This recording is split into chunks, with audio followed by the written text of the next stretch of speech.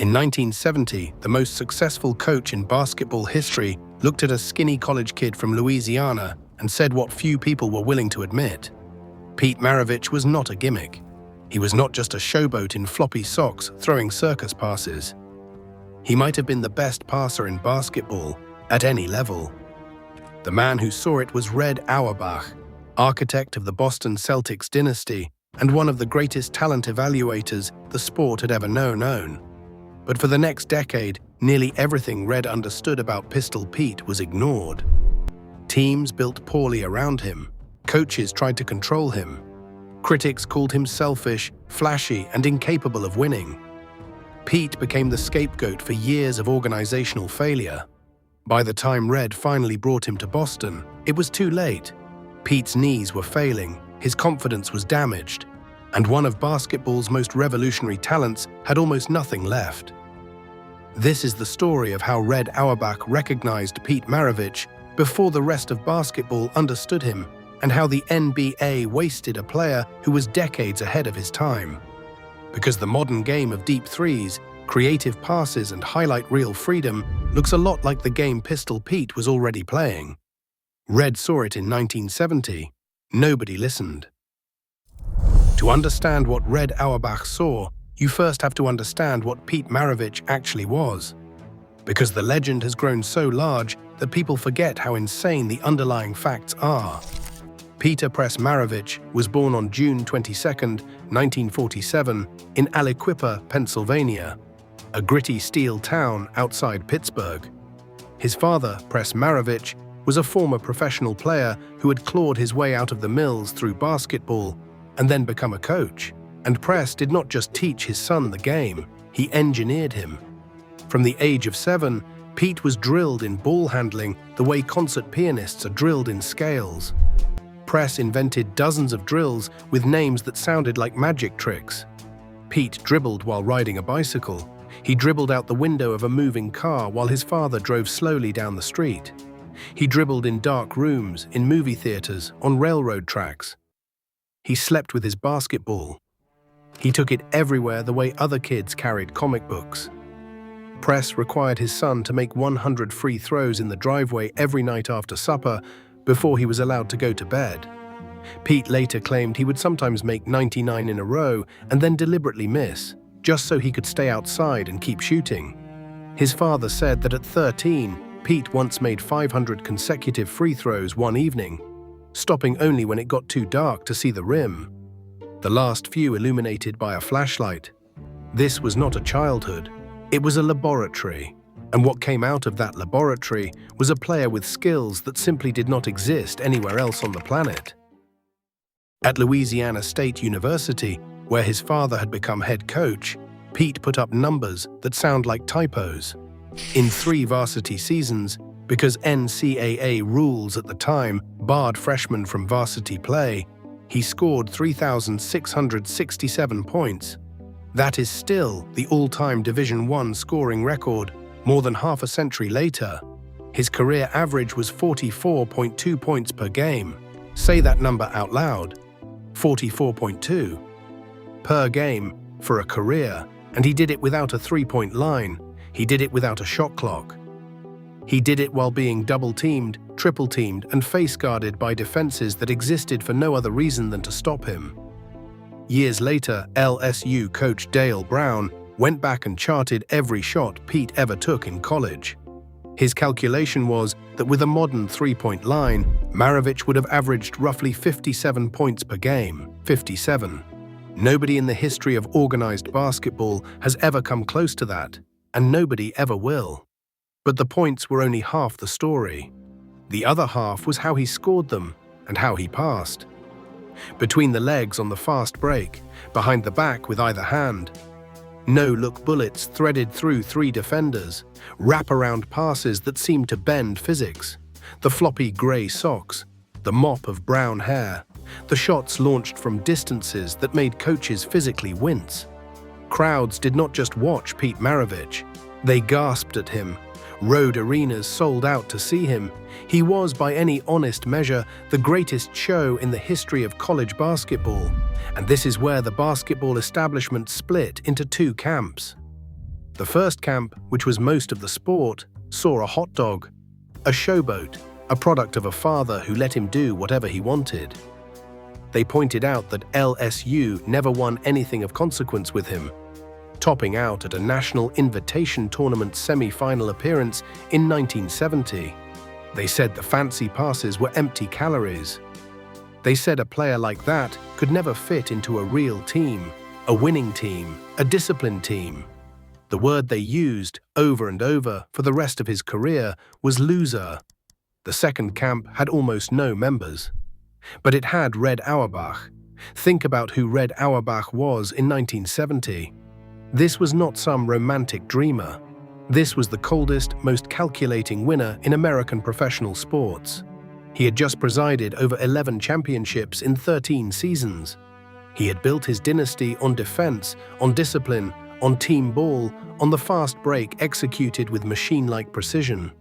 If anyone on earth should have hated Pete Maravich, it was Red Auerbach.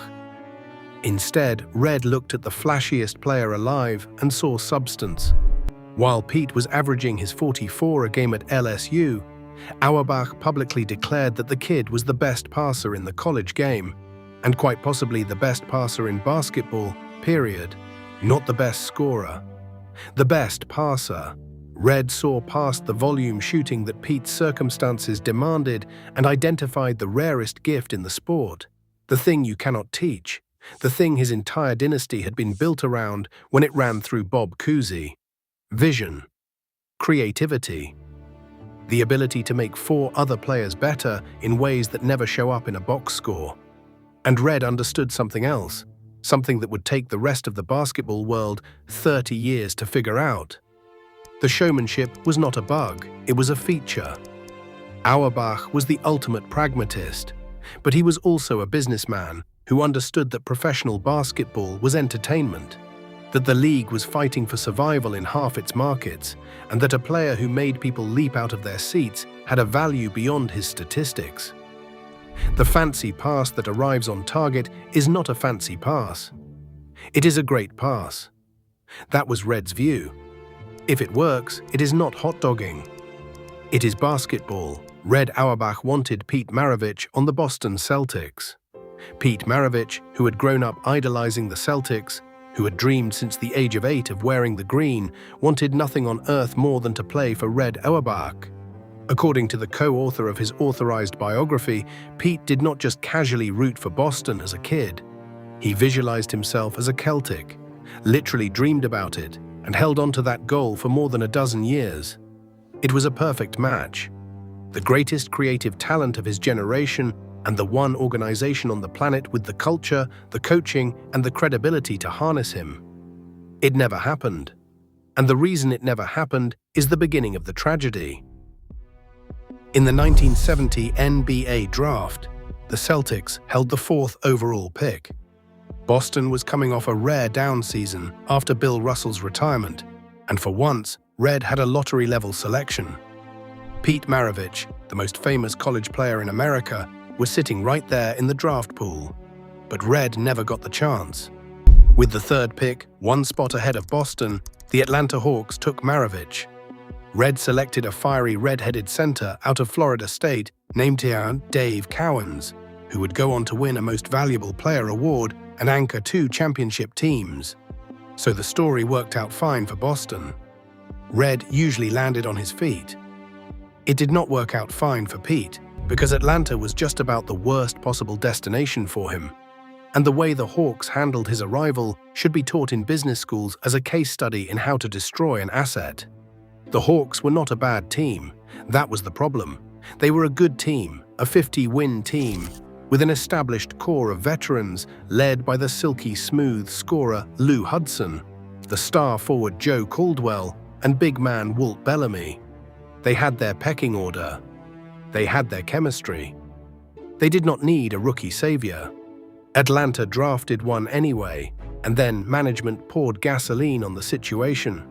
To keep Maravich away from the rival American Basketball Association, the Hawks handed the rookie a contract reported in the range of close to $2 million, numbers that made him one of the highest-paid players in the history of the sport. Before he had played a single professional possession, his veteran teammates, some of them proven all-stars, were making a fraction of that. The locker room detonated on contact.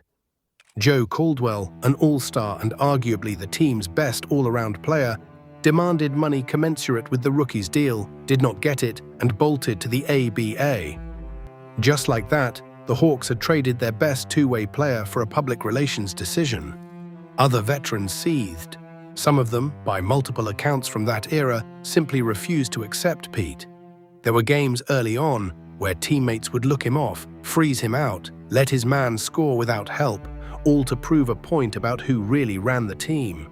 Imagine being 22 years old, carrying the most famous name in the sport, earning more money than anyone in the building, and knowing that half your own locker room wants to watch you fail. This is the part of the Maravich story that the loser label always ignored. Pete did not walk into a healthy team and poison it. He was dropped into a poisoned situation that management created around him, and then he got the blame when it curdled.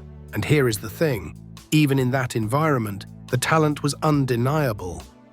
Pete averaged 23.2 points as a rookie and made the all-rookie team. By his third season, he was averaging 26.1 points and nearly 7 assists a night, and he and Lou Hudson became just the second pair of teammates in league history to each score more than 2,000 points in a single season. The Hawks won 46 games that year. Pete made his first All-Star team and the All-NBA second team. The following season, he averaged 27.7 points, second in the entire league. The numbers were enormous. The wins never quite followed. Atlanta lost in the first round year after year, and every spring, the same argument played out in the newspapers. The purists said you could not win with Maravich. The smaller camp, the Auerbach camp, said something different. They said you could not win with a franchise that alienated its veterans, botched its chemistry, and asked a young guard to be a savior, a scapegoat, and a ticket-selling circus act all at the same time. Nobody listened to the second camp, and in 1974, the Hawks gave up on the experiment entirely and made a trade that would hang over Pete Maravich for the rest of his life. But before we get to that trade, we need to talk about one of the strangest and most revealing ironies in basketball history. Because while the league's establishment was calling Pete Maravich a hot dog whose game had nothing to teach anyone, Red Auerbach was putting him on camera to teach the fundamentals of basketball to the children of America. In the early and mid-1970s, Auerbach hosted an instructional television series called Red on Roundball.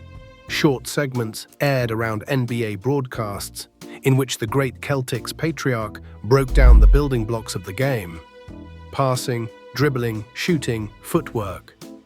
For these segments, Red could have chosen any player in the league as his demonstrator. He had access to champions, to most valuable players, to any fundamentally sound veteran he wanted. For the segments on ball handling and passing, Red chose Pete Maravich.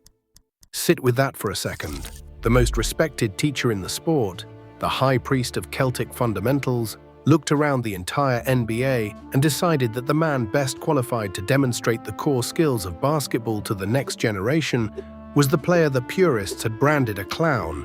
On those grainy clips, which still float around the internet today, you can see it. Red, cigar-voiced and professorial, narrating, Pete, in his warm-ups, executing every pass and every dribble with a crispness and precision that made the so-called fundamentals look like art. That was Red Auerbach telling the world, in the plainest language available to him, exactly what he thought of Pete Maravich. This is not a gimmick. This is the standard. Learn from him. The world watched the clips, enjoyed them, and went right on calling Pete a loser. In 1974, the Atlanta Hawks traded Pete Maravich to the expansion New Orleans Jazz. And the price the Jazz paid tells you everything about how the rest of the league valued him, even as they mocked him. New Orleans emptied the vault. Players and a mountain of draft picks went to Atlanta, including multiple first-round selections and multiple second-rounders. For a brand new franchise with no history, no infrastructure, and no roster, It was an act of breathtaking recklessness. The Jazz essentially mortgaged their entire future to acquire one player. Now, on one level, you can understand it. New Orleans was a football town being asked to fall in love with basketball, and Pete was a Louisiana legend, the greatest attraction the state had ever produced. If any single human being could sell professional basketball in the Deep South, it was Pistol Pete Maravich. And sell it he did. He put people in the seats of the Municipal Auditorium and then in the cavernous Superdome, where crowds that no expansion team had any right to draw showed up to watch him work. But think about what that trade actually did to Pete's career. It took the most creative playmaker in the sport and marooned him on a roster with no talent, no depth, and no future, because the future had been traded away to get him. It guaranteed that for the next half-decade, Pete Maravich would have to be a one-man team, hoisting shots at enormous volume because there was genuinely no better option on the floor. And it guaranteed that when the losses piled up, as they mathematically had to, the story would not be that an expansion franchise was run incompetently. The story would be that Pete Maravich lost again. This is the machinery of the myth. First, the league builds a situation in which a player cannot possibly win. Then it points at the losing as proof of the player's character. Red Auerbach had essentially warned everyone about this from the beginning. Talent like Pete's did not need to be worshipped or indulged. It needed to be surrounded. Put that vision and that skill inside a real structure, next to real players, under real coaching, and you would have something the league had never seen. Strand it alone on an island, and you would get exactly what the 1970s gave us. Astonishing highlights, gaudy numbers, empty springs, and a growing chorus of critics blaming the island's only inhabitant for the shipwreck. And the New Orleans front office kept making it worse. In one of the most catastrophic transactions of the decade, the Jazz signed veteran guard Gail Goodrich away from the Lakers, and under the compensation rules of the era, sent Los Angeles draft picks in return, including a future first-round pick. Goodrich was past his prime and gave the Jazz very little. That first-round pick became the #1 overall selection in the 1979 draft. The Lakers used it on a kid from Michigan State named Irvin Johnson. Magic Johnson. The Jazz gave away Magic Johnson for an aging guard, on top of everything they had already given away for Pete. That is the caliber of decision-making that surrounded Pete Maravich in the prime years of his career. And yet somehow, in the popular imagination, the fancy passer with the floppy socks was the reason the franchise never won. Meanwhile, on the floor, Pete was producing one of the most spectacular individual stretches the league has ever seen. In the 1976 to 1977 season, he led the entire NBA in scoring at 31.1 points per game. He made the All-NBA first team for the second straight year. And on the night of February 25, 1977, against the New York Knicks, he authored one of the most legendary single-game performances in the history of the sport. 68 points, against a team featuring Walt Frazier, one of the greatest defensive guards who ever lived. No three-point line existed, and Pete was bombing from ranges that would have added a dozen or more points to his total under modern rules. He did not even get to finish the job on his own terms, fouling out with more than a minute still on the clock. At the time, it was the most points ever scored in an NBA game by a guard. The men on the floor that night described it in the days afterward as something close to a religious experience, a player operating in a dimension the rest of the league could not access. And nobody ever talks about the physical price of all this. Because carrying an expansion franchise is not a metaphor, it is a workload. During that scoring title season, Pete dragged himself through more than 40 minutes a night, while every defense in the league built its game plan around punishing him. He was hounded, held, hacked, and trapped from the opening tip, with no second star to bend the coverage and no bench to give him rest. Night after night, city after city, the Jazz sold tickets on his name, and he paid for every one of them with his body. The wear was accumulating invisibly, and it was about to present its bill. That was the paradox of Pete Maravich in New Orleans. Individually, he had become everything his college legend promised. He was the most watchable athlete in American team sports. Players around the league, whatever the columnists wrote, privately regarded him with awe, and still the framing never changed. His teams lost, so he was a loser. His game was beautiful, so it must be empty. Then came the night the whole thing began to end. Early in 1978, in the middle of another virtuoso season, Pete rose for one of his signature plays, a between-the-legs pass on the break against the Buffalo Braves, and came down wrong. His right knee buckled. The diagnosis was serious. The surgery was the kind that in the 1970s no guard truly came back from, and the explosion that made everything else possible began to drain out of his game. He was 30 years old, and in the blink of an eye, the sport that had never appreciated him decided it was finished with him. The knee robbed him of his first step. The losing in New Orleans turned toxic, with teammates openly criticizing him and management happy to let him absorb the blame for a franchise sinking under its own decisions. Then, in 1979, the franchise itself collapsed and fled to Salt Lake City, becoming the Utah Jazz, a name so mismatched with its new home that it sounded like a joke. Pete went from being a Louisiana monument to being an expensive, aging contract in a city with no connection to him whatsoever.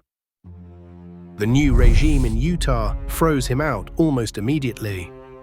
He appeared in just 17 games at the start of the 1979 to 1980 season, feuding quietly with a front office that wanted him gone, benched and deteriorating, the greatest showman of his era reduced to a salary dump negotiation.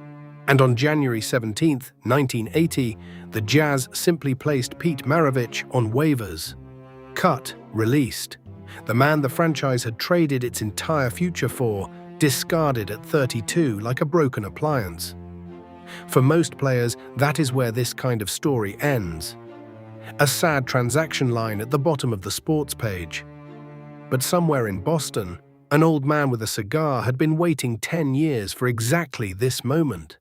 The Boston Celtics of January 1980 were the hottest story in basketball. A rookie forward named Larry Bird had arrived that fall and instantly transformed a 29-win disaster into the best team in the league. The Garden was full again, the mystique was back, and Red Auerbach, now the team president, was doing what Red Auerbach always did: scanning the league for undervalued assets that other men were too proud or too blind to touch. When Maravich hit waivers, the contending Philadelphia 76ers moved on him fast, flying him in and putting him through a physical. Pete had leverage for the first time in years, a chance to pick his destination, and two of the best teams in basketball wanted him. On January 22, 1980, 5 days after Utah cut him loose, he made his choice. He signed with Boston, the team he had dreamed about since he was 8 years old. The team run by the one man in basketball who had insisted for a full decade that Pete Maravich was not a circus act but a genius. Pete himself acknowledged the long courtship, remarking that it had taken Red 10 years to finally get him. And Red, announcing the signing, could not resist a flourish, telling reporters that plenty of players break the laws of gravity, but this one breaks the laws of physics. It should have been the beginning of the story. Instead, it was the epilogue. And even as an epilogue, it was quietly devastating in what it revealed. Because the Pete Maravich who arrived in Boston was a shell, the knee was compromised. The conditioning was gone after a poisonous half-season of benchings in Utah. Head coach Bill Fitch, a notorious taskmaster, greeted him by saying he had always had one problem with Pete's game, and before he could finish, Pete cut him off and named it himself. The turnovers. He knew his reputation better than anyone. He had been hearing it his whole life. And here is what the loser did. At 32, on one leg, for the first genuinely good team he had ever been part of. He accepted a bench role for the first time in his existence after a lifetime as the sun that entire franchises orbited. He worked himself back into shape. He gave the Celtics instant offense as a hired gun off the bench, averaging 11.5 points in limited minutes on nearly 50% shooting. He had nights where the old magic flickered through, including a March game against Indiana, where he started, played heavy minutes, and poured in a game-high 31 points, and another where he personally scored his team's final 10 points to steal a comeback win over Washington. The Celtics finished 61-21, the best record in basketball, and for the first time since his early 20s, Pete Maravich played in the NBA playoffs. Boston fell to Julius Erving and the 76ers in the Eastern Conference Finals, and that spring run turned out to be the closest Pete would ever get to a ring. But buried in that final half-season is the single most damning statistic in this entire story. That year, 1979 to 1980, was the first season in NBA history with a three-point line. The shot that would eventually redefine the sport arrived literally in the final months of Pete Maravich's career. A player built in a laboratory to shoot from distance, a man who had spent 2 decades launching 30-footers that counted the same as layups, finally got to play under rules that rewarded his greatest gift.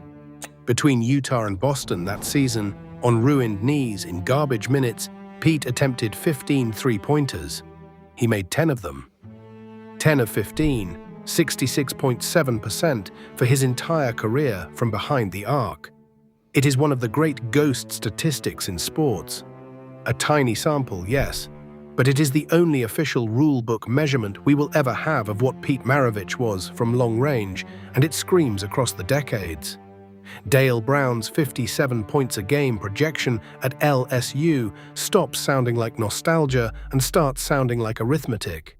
The purists had spent 10 years insisting that Pete's deep bombing was wasteful, undisciplined, bad basketball. The league then changed its rules and the geometry of the entire sport in the direction of Pete Maravich in the exact season his body gave out. He came to training camp in the fall of 1980, felt what was left of his legs, watched a rookie-laden roster grow around Bird, and walked away. The Celtics won the championship the following spring. Pete missed his ring by 1 season.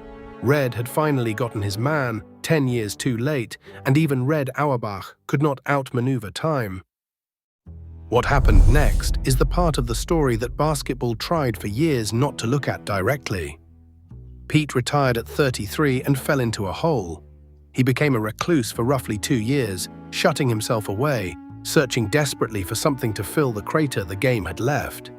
He had spent his entire life being told that basketball was the answer, and basketball had chewed him up, blamed him for its own failures, and spat him out without a title. He explored yoga and Eastern philosophy. He read Christian mystics. He got deep into the study of unidentified flying objects. He experimented with radical diets. He struggled, by his own later admission, with drinking, a battle that had shadowed him through his playing days. This was a man in genuine crisis, cycling through belief systems the way he had once cycled through defenders. In 1982, he found what he was looking for, undergoing a profound religious conversion that transformed the last chapter of his life. The angry, haunted superstar became something gentler. He traveled the country speaking about his faith. He ran basketball camps for kids, teaching the same drills press had burned into him in that Aliquippa driveway. He reconciled with his past, told his story honestly, and said openly that he wanted to be remembered not as a basketball player, but as a man of faith who served to the utmost. In 1985, the Jazz retired his number. In 1987, still just 39 years old, he was inducted into the Naismith Memorial Basketball Hall of Fame, one of the youngest players ever enshrined. For the first time in his life, Pete Maravich seemed at peace. He had a little over a year left to live. On the morning of January 5, 1988, Pete joined a casual pickup game at a church gym in Pasadena, California, playing 3-on-3 with a group that included the radio host James Dobson. He was 40 years old, moving easily, laughing, telling the others he felt great. Then, during a break in the action, he collapsed on the court. He never got up. Pete Maravich was gone before the day was over, dead at 40 of a sudden heart failure. The autopsy revealed something almost impossible to believe. Pete had been born without a left coronary artery. One of the main vessels that supplies blood to the heart simply was not there. A rare congenital defect that kills most people who have it in their 20s, often during exertion. Doctors marveled that a man with that heart had survived 4 decades. That he had survived 4 decades as a professional athlete, playing thousands of games at the highest level of the most demanding running sport on earth, was described as close to medically inexplicable. Every minute of Pistol Pete's career, every 40-point night, every full-court sprint, had been played on a heart that should not have been able to sustain a jog around the block. And then there is the detail that turns the whole story into something out of mythology. Years earlier, as a young star in Atlanta, Pete had told a reporter that he did not want to grind through 10 seasons in the NBA and then die of a heart attack at the age of 40.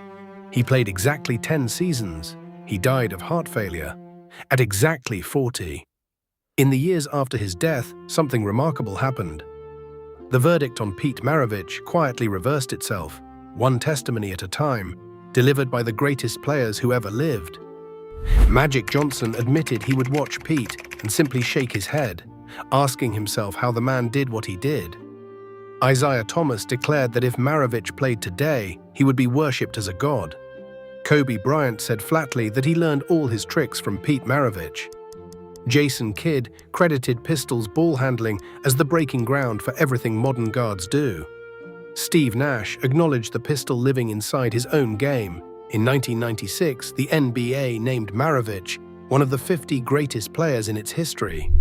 In 2021, the league put him on its 75th anniversary team. And then just watch a modern NBA game. The 30-foot pull-ups, the behind-the-back deliveries thrown in traffic on live national television to standing ovations instead of benchings. The understanding that entertainment and winning are not enemies. Every night, in every arena, the league plays Pistol Pete's game and calls it the future. The honors kept arriving long after he was gone, from franchises that had failed him while he was alive. The Jazz hung his number 7 in the rafters and carried it with them to Salt Lake City. The Hawks retired his number 44 in Atlanta, the city where his own teammates had once frozen him out.